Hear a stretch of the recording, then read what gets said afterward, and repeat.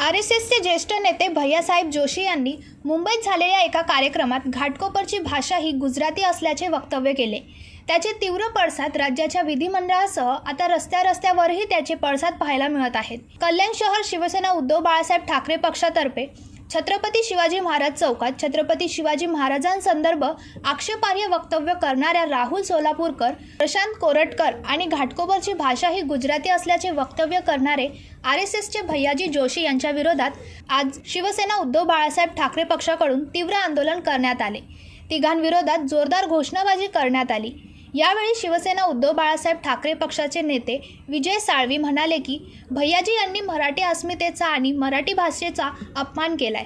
राहुल सोलापूरकर, प्रशांत कोरटकर यांनी छत्रपती शिवाजी महाराजांचा अपमान केलाय। ही लोक निषेध करून सुधारणार नाहीत, यांना फटके दिलेच पाहिजेत।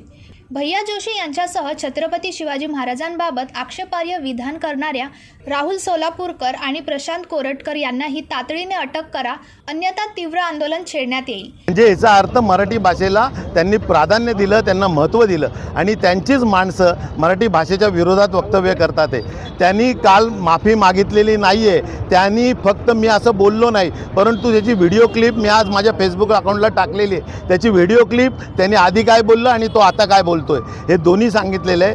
खरं नुसता भैया जोशी हा आरामखोराबद्दल नाही आहे, तर त्याच्या कोटकर, प्रशांत कोटकर, राहुल सोलापूरकर यांच्या विरुद्ध, कारण आता महाराजांच्या दरबारात आम्ही उभे आहोत। महाराजांना हार घातला ते महाराज म्हणजे आमचं आराध्य दैवत आहे आणि त्यांच्या विरुद्ध पण बोलणाऱ्यांचा पण आम्ही जाहीर निषेध करतो। नुसतं ब्युरो रिपोर्ट, जनशक्ती, कल्याण।